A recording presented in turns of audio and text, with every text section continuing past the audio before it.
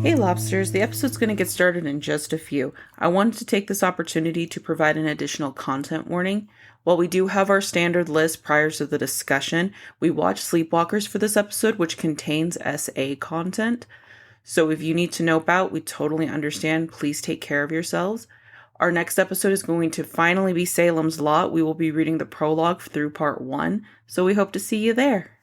Many Constant Worlds is a meta-disjointed journey through the Dark Tower series by Stephen King, and we're back, and it's been a very long fucking time. I'm Kat, she, her, and we did it. We came back. I wasn't sure if we were going to there for a hot minute. I'm Taryn, they, him, and it doesn't feel real. I mean, I'm happy for it, but man, you are not kidding when you said it did not seem like it was gonna happen for a minute. I mean, as it is, we are kind of like really jerry-rigged right now. We're not even in the same state. This is also, you know what? No. Not only are we back, this is our first recording that has any remote shit going on. We'll see how well I do at editing it. Yeah, I'm in a hotel room. And I'm at home. The new home. The new home. Yeah.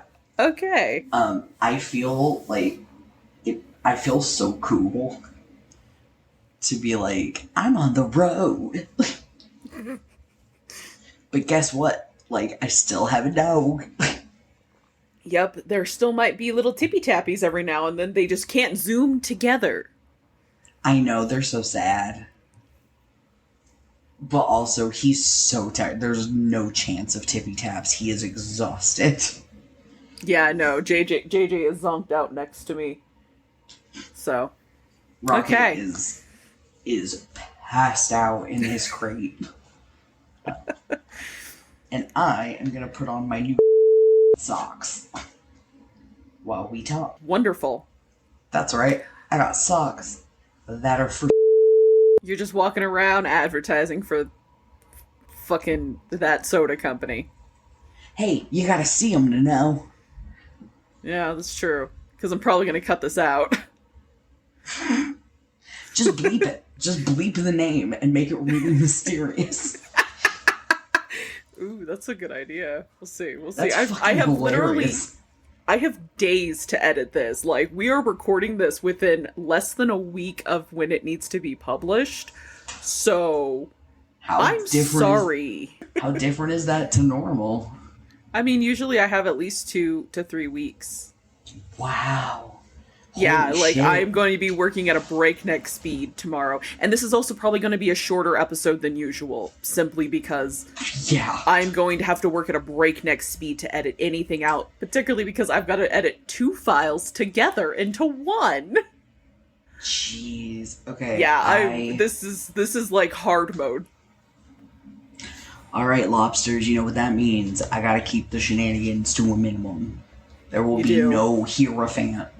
Like fucking yelling. We watched Sleepwalkers, which is never been a book, so we couldn't read it. It also may mean some of our information is, like, really limited because we watched a movie. We don't have, like, pages we can refer back to find the thing. Yeah, you can't re-reference it.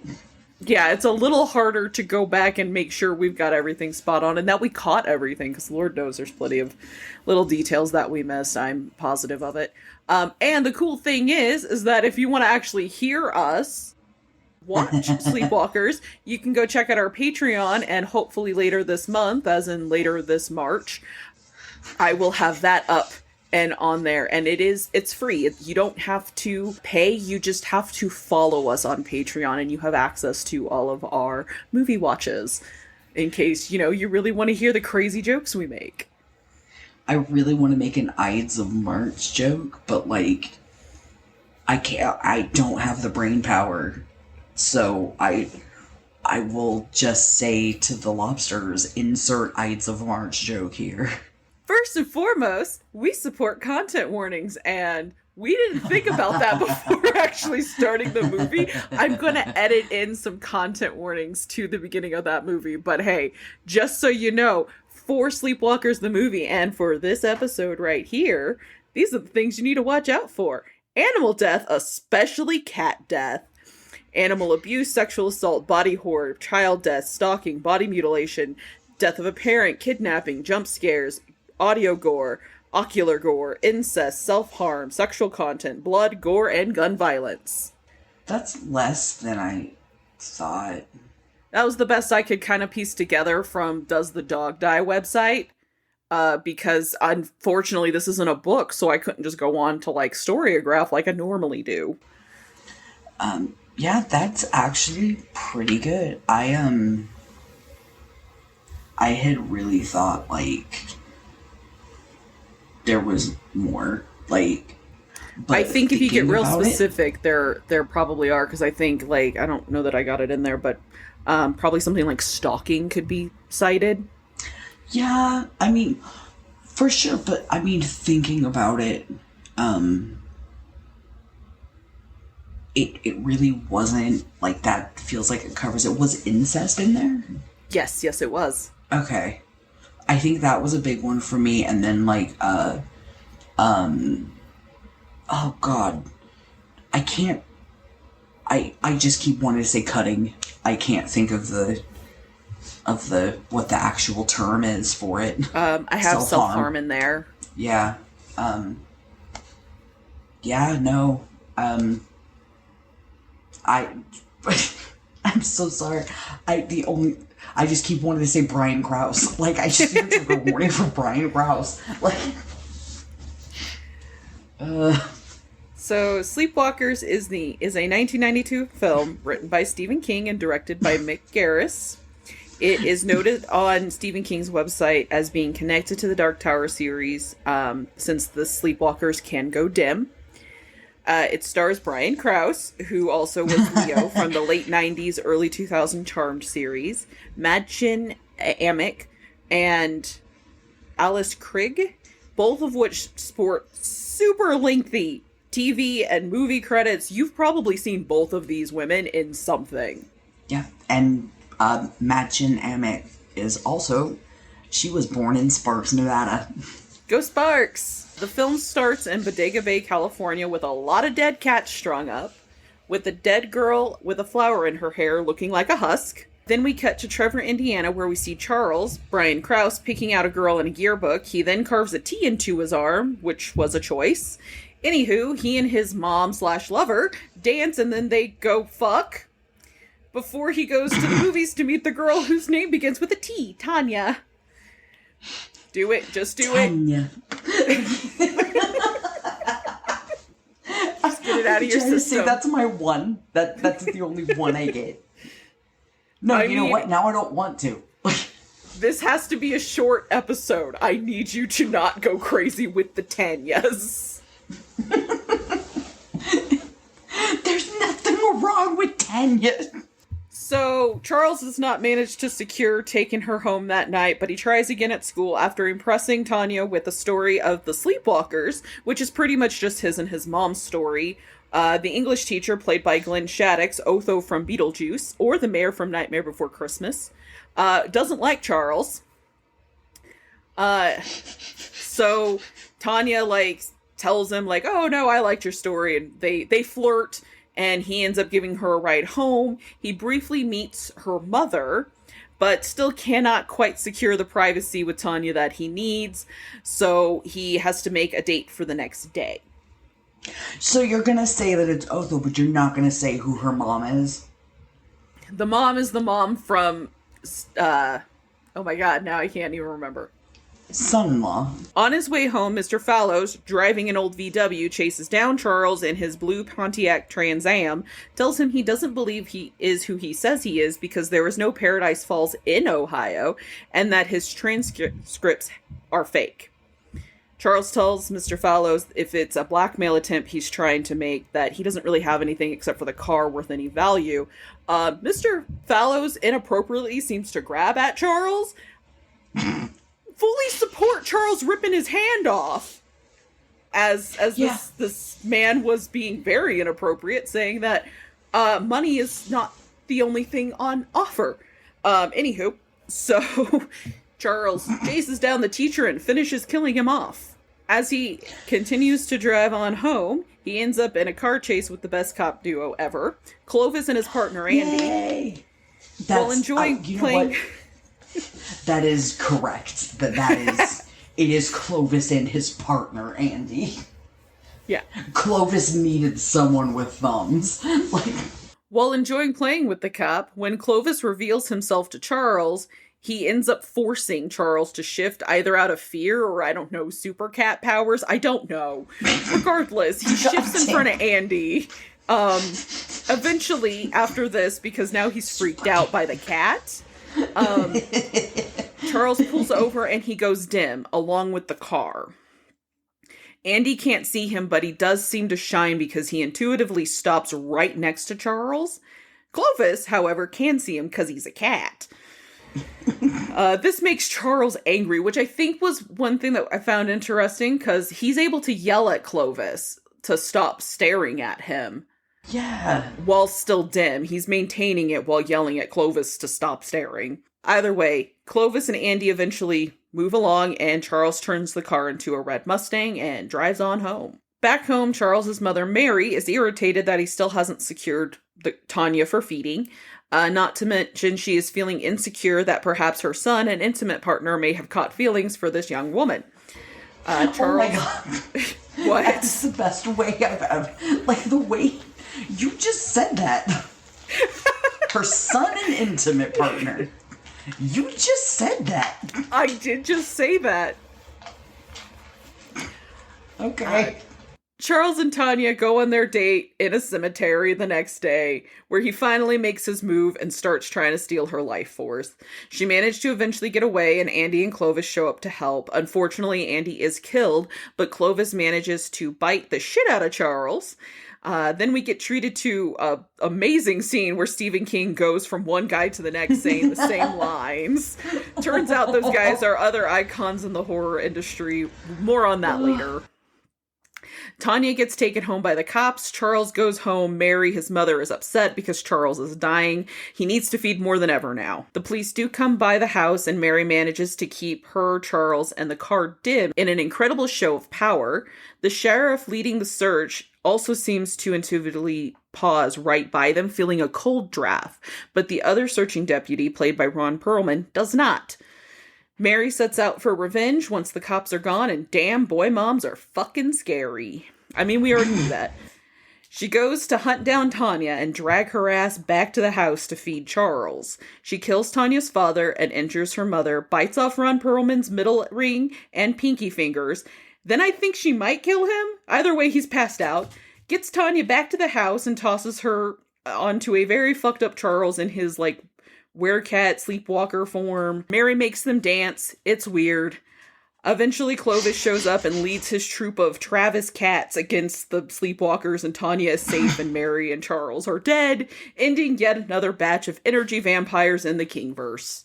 But there's not a title song, which is really upsetting. There's not a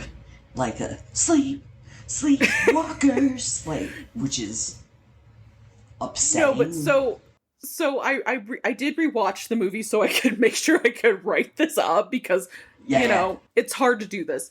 And because I watched it the second time with audio, there is a really solid, closing track that almost sounds like people humming. It's, creepy in all the right ways. Oh, yeah. I actually really enjoyed the, closing audio track to the movie. No joke, since we watched it, I have wanted to watch it again. I am where it is not, so. It is, a lot better than I remember it being. I was really pleasantly surprised by how good it is. Okay, so I'm gonna just start with the cameos. This movie is loaded with cameos. Aside from the massive amount of people who would later go on to do a lot of work, King is in the movie, yeah, but at the start of the film, we also get an uncredited Mark Hamill. You can hear us discovering that on the recording I'm where still we're so watching the mad movie. about that. Because how many times do I stop? Do I drive everything to a halt and go, I know that guy. Who is that guy? And then the one time that I show self-restraint and don't do it, and who did it end up being? It's okay. My fucking Lord and Savior, Luke Skywalker. It's okay. I'm sure they won't revoke your Star Wars card. I feel like I've already been kicked out. Like, you know how they have Snape wives? I can't be a Skywalker spouse when, like, this has happened. I have been kicked out. I've been divorced. It'll be okay. Then in the scene with King, we get other icons of horror: John Landis, Joe Dante, Clive Barker, and Toby Hooper. He just got a bunch of people to be in this movie. Somehow I feel like I didn't know Clive Barker was that old. But also it does check out. And for some reason, Joe Dante, like, rings a bell but related to the video game Get Out. And I don't know why. Yeah, I don't know either. Yeah. I mean, Joe Dante, what I found on him was Gremlins. He was the director. Yeah. So the next thing I think worth at least discussing is the Sleepwalkers themselves. They are a form of energy vampires. They require a virgin girl to feed on. There may be others out there, but Mary seemed convinced she and Charles were the last. And given her presentation as a more wise, like, individual compared to her son, I'm kind of inclined to wonder if she is right, like if she has some sort of sixth sense of being able to tell. Furthermore, if that were true, given how much sex those two have in this movie, could they not reproduce? That I am curious if there was an issue with that, or if they were purposely preventing it because it was just too, like, risky. Because obviously it's hard enough to feed the two of them.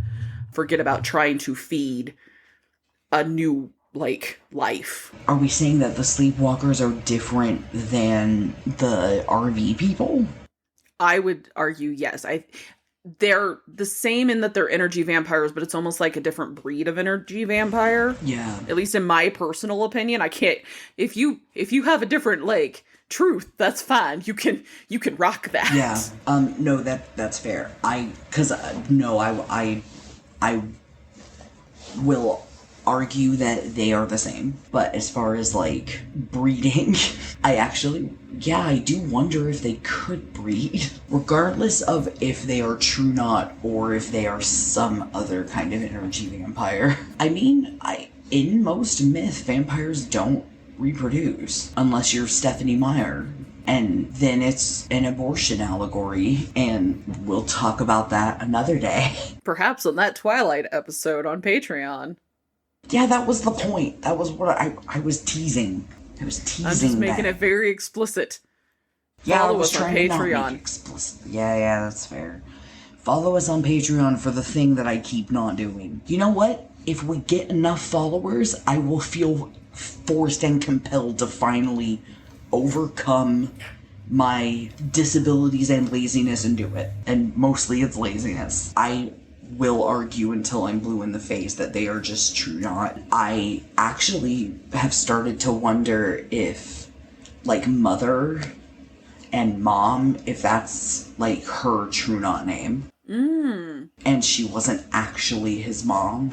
Though, okay, because there's that image at the very beginning of the film where it shows the, like, cat-faced mom feeding the baby at her breast. Maybe that's supposed to be her and him. Maybe they're, like, ancient. I don't fucking know. That is, like, the implication that they at least gave off from the movie, which I only say from the way that people describe it on the internet, where, you know, sleepwalkers were once revered in Egypt as God. I don't know how accurate that is to what, like, Stephen King had intended when he was writing the script, but it is the impression that people took away from it.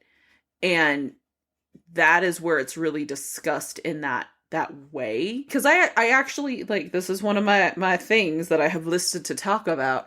I actually had another thing that came to my mind with them, and I wanted to get your opinion on it. So Yeah. it's a great opportunity. So the internet is who describes them as werecats. And I can kind of see it, like, I can kind of see where that implication is coming from. At the same time, I don't think there's any point in the actual movie that explicitly says these people are werecats.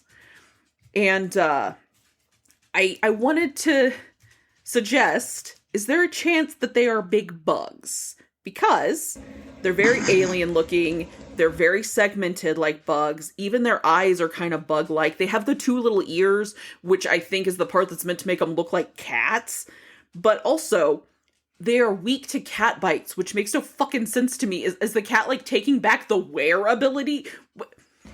But cats are known for eating bugs and chasing bugs.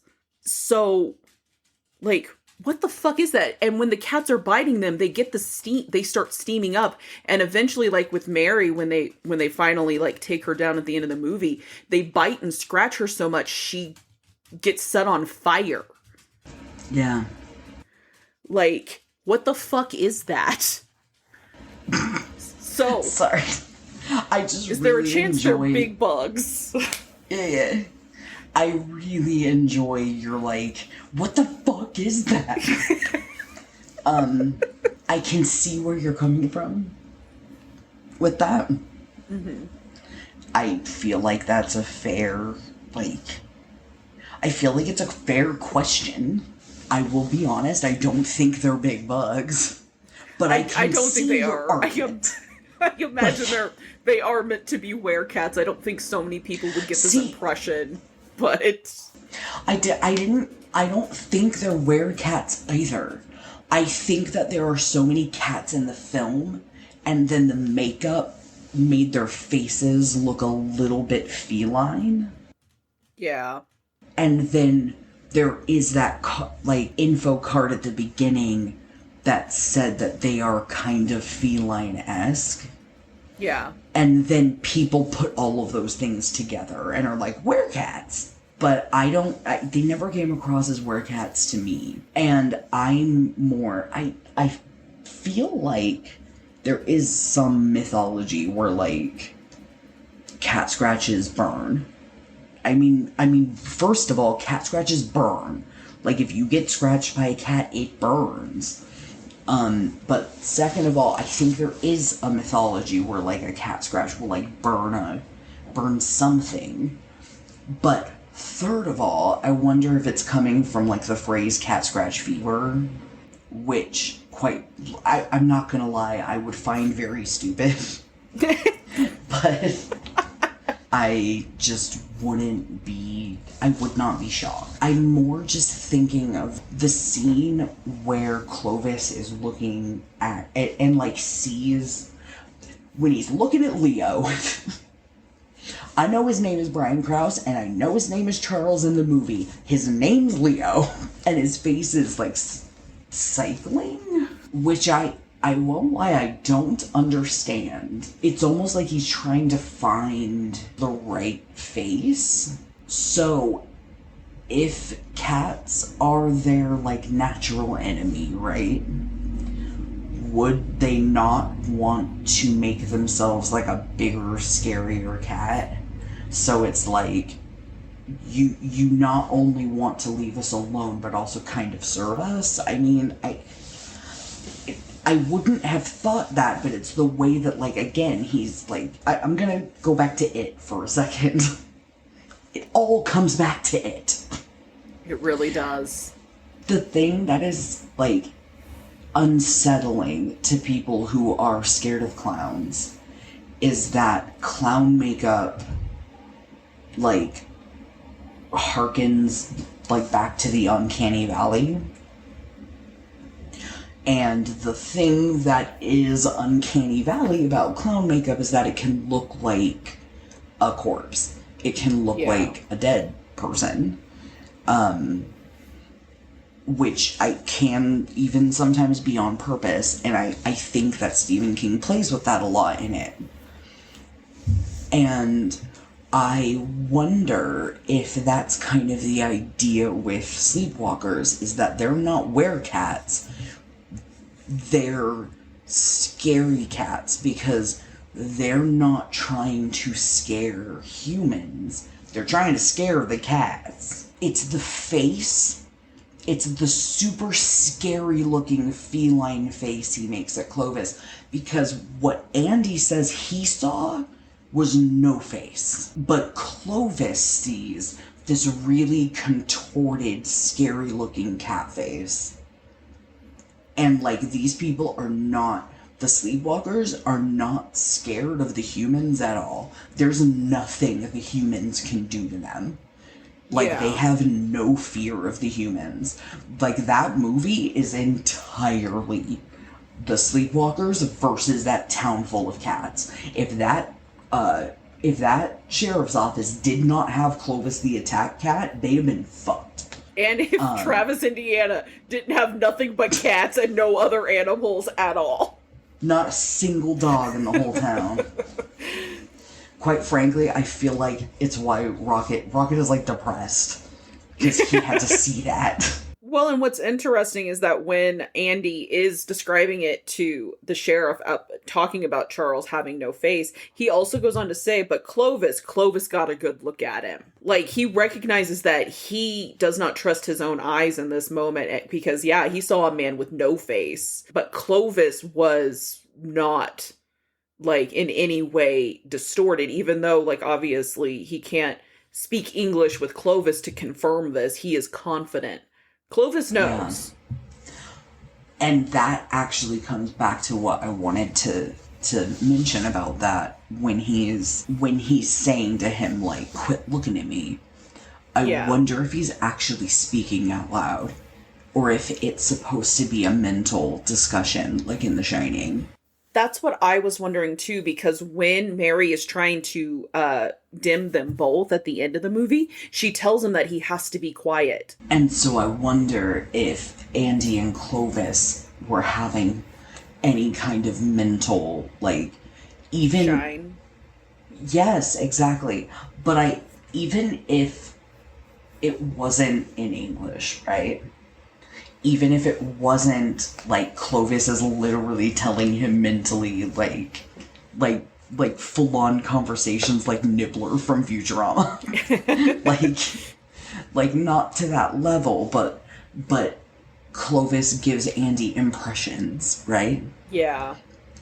Because, like, okay, I can look at Rocket and know, like, he's okay, he's not okay, like, I know what he needs, what he doesn't need. And that, like, I have no shine. My dog has no shine. But, like, in a world where shine exists, I do wonder if that could come from, like, if you could have that kind of connection with your animal. Yeah. And it's like you said, Clovis and his partner Andy. Like, he needed Andy for the thumbs. He was using Andy as, like, his human freaking avatar. They made a great team. They really did make a great team, but you know what? When Andy went down, Clovis still got shit done. Fair. I'm just saying, Clovis was the MVP of that fucking movie, and I'm not a cat person. There were so many other cats in that town who were not taking care of business.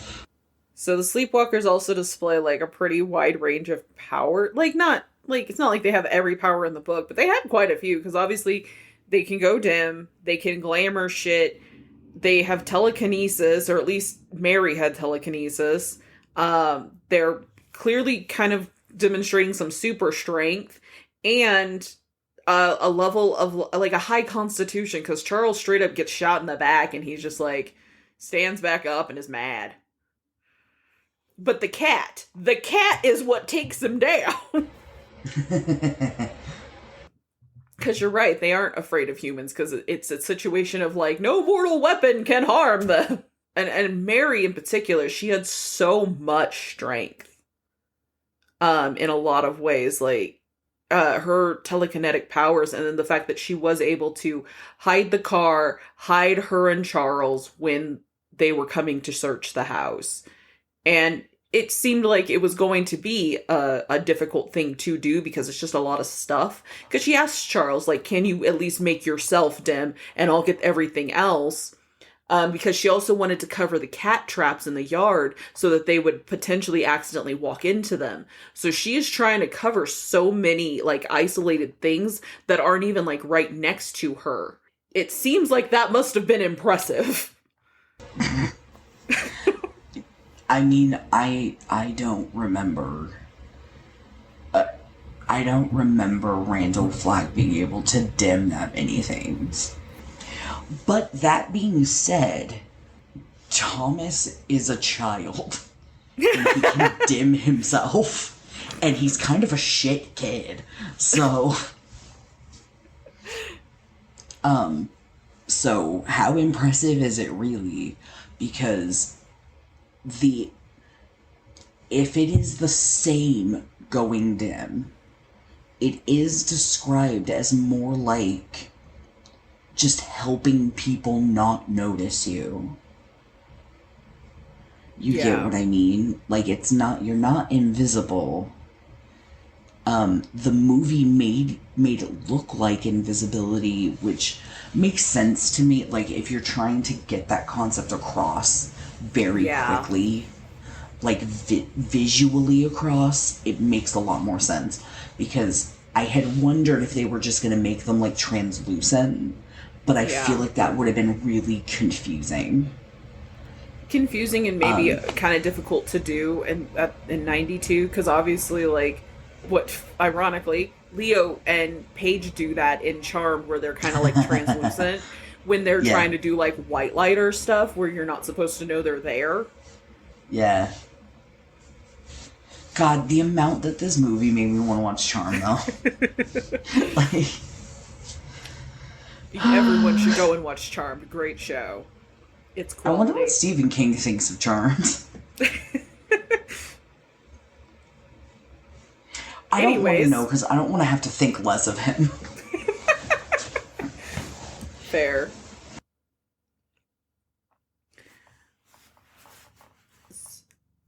So another thing I wanted to bring up is Tanya's scratching.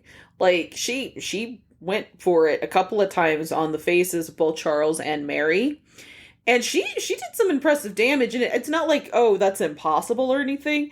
It was just surprising how, like, good she was at it.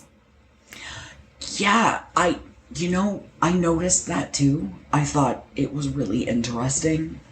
I mostly thought it was really interesting as like they set that up at the beginning of the movie, like they make it very clear, like, these are our bad guys, this is what kills them, like cats kill them, this is what hurts them. And then to have who is very clearly the final girl, because this is that kind of horror movie, right? I would say, I mean, yeah, it's because they did hurt people prior to this. Yeah. And all the cops die. So I guess maybe not very clearly our final girl, but like, who is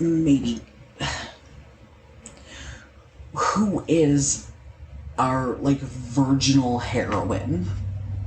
Like, I think that makes more sense to say. Almost like mark both of them for it and align herself with our good guys. Because again, like, it is very much cats versus sleepwalkers. Like, the humans are useless. Yeah. Like, they just keep dying. But I think it says something about her that she reacts to both of them like a cat then. It's almost like the cats look at her and go, you know what? This one behaves like a cat, and thus we shall save her. Like, she is worse No, than me. it's true. Because, like, when Charles technically dies, like, the sheriff has broken in and the cats are running at Mary and attacking her and she's, like, throwing them off. But it is Tanya who goes for his other eye and they kind of, like, struggle and fight and everything like that. But when she goes for that other eye, that is when Mary screams, "You're killing him." She is imbued with the power of cats. Which means it's not even cats who fully kill him. Yeah. She takes him out. Like, she finishes him. Also, Madchen Amick, that's the actress's name, Tanya's name. Yeah. She's allergic to cats. No. She didn't tell anybody. Because she wanted the job. That's funny. Yeah, no, she did a great job. There would be no other Tanya. I like there would be no other Tanya. Like, because there's nothing wrong with Tanya. You set that one up. I did, yeah. I let you have it. I imagine that you were already tuning into the red roses. So we had one in the dead girl's hair at the beginning. Mary puts one into Tanya's hair. And then when she shows up at Tanya's to, like, apologize, but really just grab Tanya, she's carrying a vase of unbloomed roses. And I think that's also really interesting that they are unbloomed. I do wonder what it's meant to signify, if it's just meant to be the idea of, like, all the virgins. That was my assumption, is just like, yeah, you're an unbloomed rose. Other king-isms, we've also got that Travis, Indiana is in Castle County. Which is then, what? How many Castle Counties does he think there is? I mean, when you're making up places, the world is your oyster. The world is your Castle County. I mean, to be fair, we don't know that, like, Castle Rock is in Castle County. Wait, you know what? You're right. I guess it is Castle Rock, and then Castle County, and then fucking Castle, the Nathan Fillion character.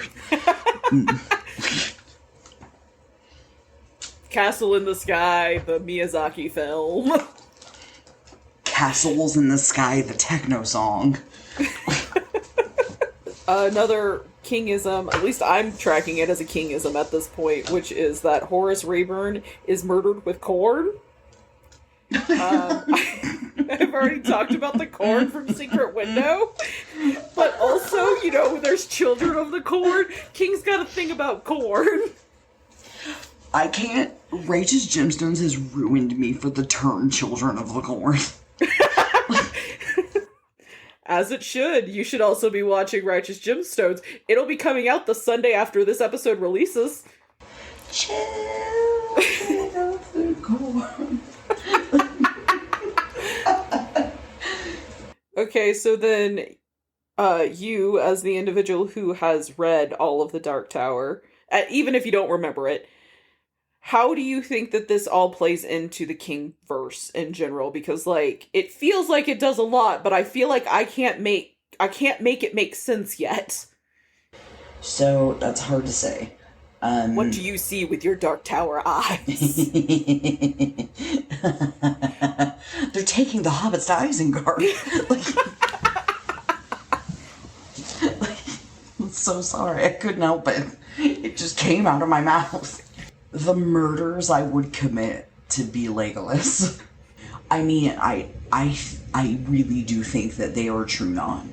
I think that they are true not. They are ancient. That's what we were presented.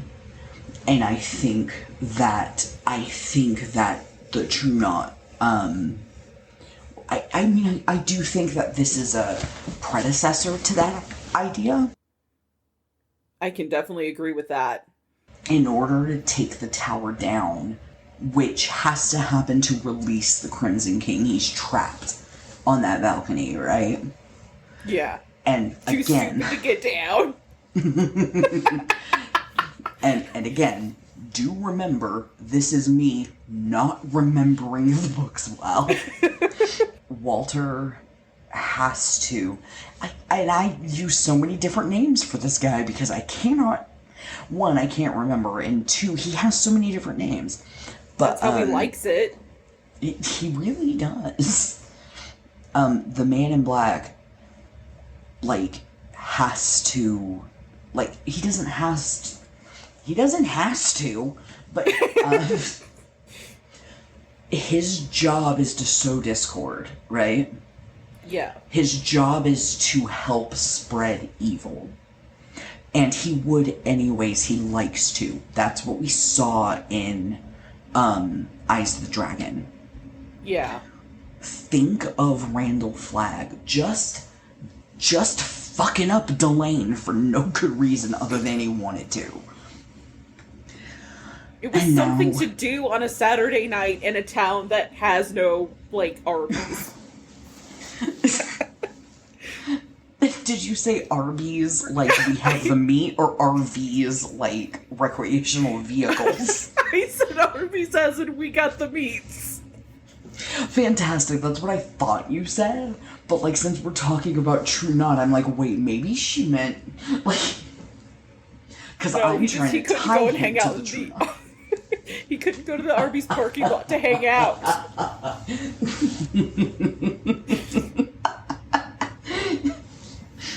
Delane doesn't have the meats. Like, it doesn't. But I think that the True Knot, I think he created the True Knot. I think he tied it. If that makes sense. Or the Crimson King did, anyways. I don't think it's like, it's not human made. Where are humans getting the ability out of nowhere to, like, torture each other to drink down the shine? Or, like, drink down each other's souls to extend our own lives that way, right? Which we really don't see them feed, the Sleepwalkers, and when we do see them feed, it is exactly how the True Knot feed. Well, I mean, it's very, like, purple light. Graphics. Yeah. The Bifrost is inside us all.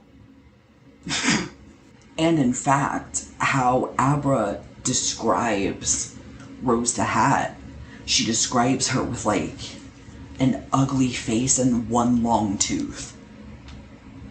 Which feels like one of the faces that Leo contorts into.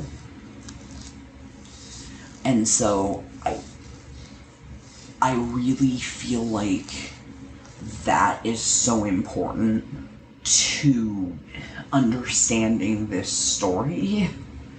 Like, and when I say this story, I mean all of Stephen King's story. Because I think the more that we read, the more that it feels like that is what evil is to him. Or at least that is what he is presenting is evil. You know, also that I think also kind of leads into, like, what the messaging of this movie when it comes to, like, being a virgin and, like I don't know, it like, would have saved her if she wasn't, like. Right? And I think, one, that's a great twist on what normally happened in horror movies, which is that the virgins were the ones who got to live, and anybody who got down, they were gonna die.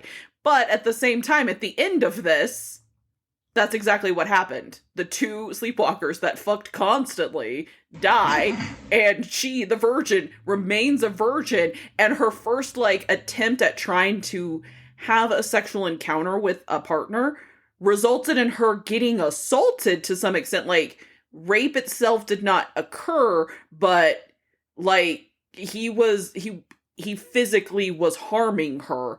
And so she's, like, afterwards hiding in her tub to the point that, like, when her dad is, like, asking the mom, like, hey, she's been up there a while, the mom's just like, she's just trying to get clean. She's just trying to wash it away. Because she understood her daughter's freaking out right now. in a way that the dad can't understand. Like, to be honest, I had that exact experience, where I had waited until I was much older, and the first time I had any kind of sexual experience, I was assaulted. Like, just to share that with our lobsters. And because I think it's important to share that's not actually that weird. But there was some level of solidarity there, I guess. Well, I think we're kind of coming to a close anyway. I think we've covered a lot of the important bits. Is there anything in particular you would like to say? I really appreciated that the, main, the sheriff, the top sheriff, the, sheriff, boss, Yeah. fucking believed Andy right away. And, the guy who was kind of shitty under him, he was like, you shut the fuck up, you're a bad cop.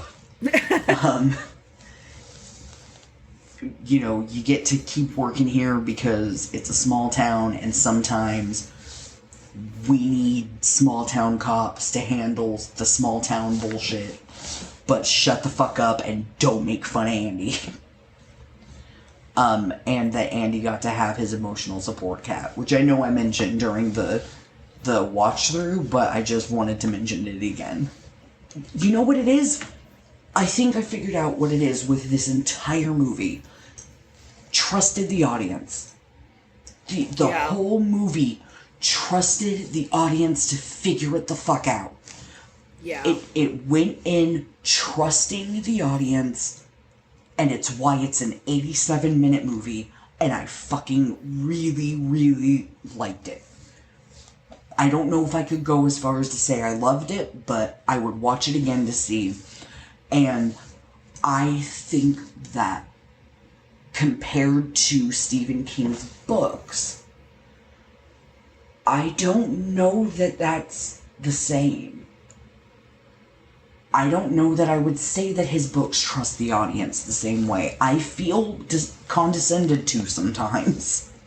No, I think you're right. I think that's why his short stories are so much stronger, because he has less time in which to beat you over the head with everything. He doesn't have a choice but to trust you. If he's only writing a story that's going to be 20 pages long, you have to take it at what he puts in there. When there is a movie, there's about 1 million people's hands all over it. When it's a book, Stephen King is, the master, and, he is the master of the universe. And I wonder if that is the big difference. Yeah. And it kind of makes me wish that more of Stephen King's stuff, I will never stop saying it now as long as I live. Can you imagine if it had been edited? But look, we will never get to live in the world where it was edited. Where anybody else had put their hands on fucking it. Or at least anybody else who was willing to tell him, Steven, this doesn't work. You're just babbling and you're repeating what you just said a page before. Imagine it given the Sleepwalkers treatment. It would, people already think that it is a masterpiece. It just, that is how I feel. That is my final word on it. Fair enough. I think that I absolutely agree that Stephen King is one of the greats of our time, and I think that he could surpass everybody else if everything that he did was the way that Sleepwalkers was. And he had to take more, help, I guess. I don't know. And I could be wrong. Maybe I'm just cranky. I'm tired. Well, last time we pulled the magician, A powerful symbol representing manifestation, power, creativity, resourcefulness, a connection between the ethereal and terrestrial realms. The magician also represents a good time to stay committed to an idea and move forward with them.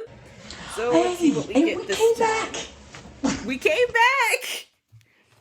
So this time, we are pulling the Page of Swords, which is an individual with fabulous hair, holding a sword and, like, looking off into the distance with some birds flying in the background and some clouds. Yeah, I feel like we've pulled the Page of Swords before. Probably. And not just that, but I definitely, like, we spend a lot of time in the swords suit, I feel like. Swords and cups, man. Yeah, swords and cups.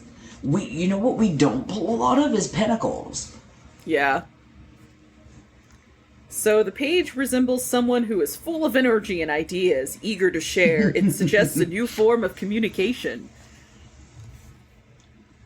Huh. So like doing this, like having to record it this way? Maybe, yeah. So next episode, we are finally starting Salem's Lot. I'm dying.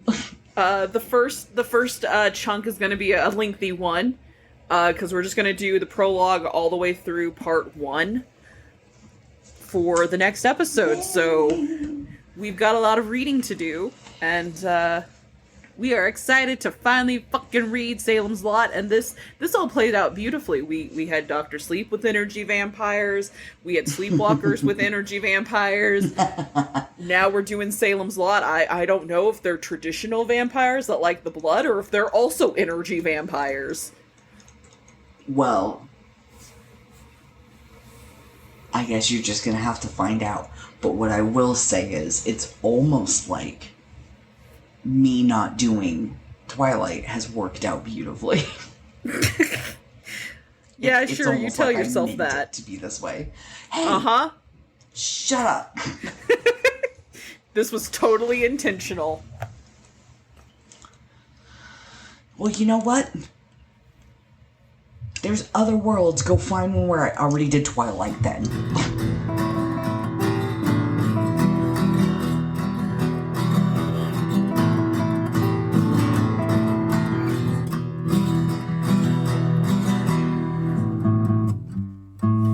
Hey lobsters, if you just can't get enough of us or want to see the shenanigans of Minnie and Connie the Mini Constant Lobsters, you can follow us on Blue Sky or check out our Patreon. On Patreon, you can follow us for free and get access to all of our movie watch-throughs, in case you really wanted to know what it was like to have us in the room with you, really wishing we'd be quiet so you could watch the damn movie. Okay, bye!